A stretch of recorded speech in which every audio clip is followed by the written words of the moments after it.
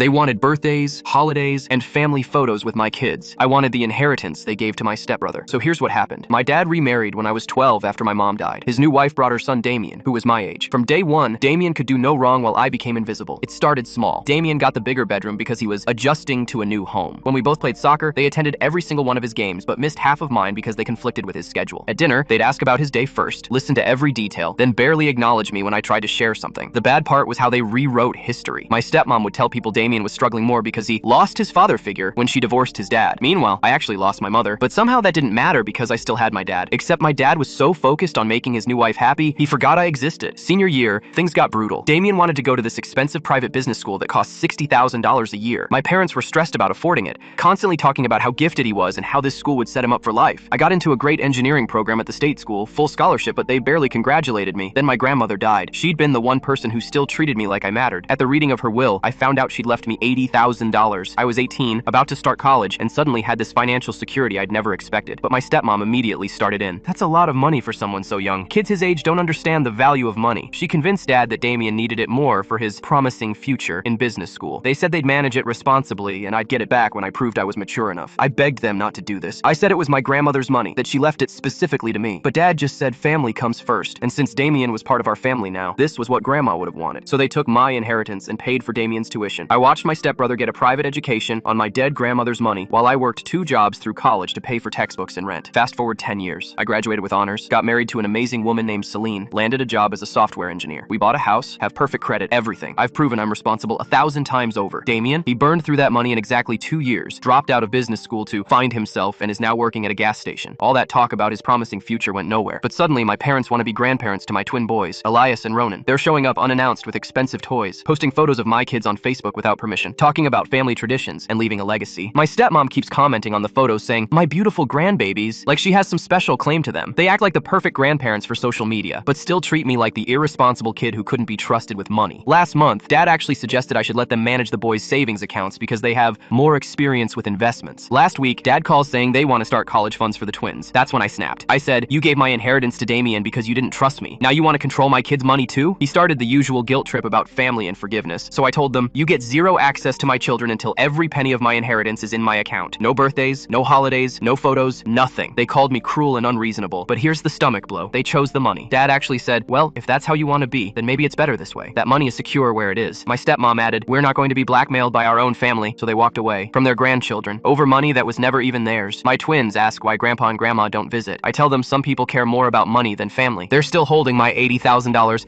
and my kids still don't have grandparents on that side. Shows you exactly where their priorities are.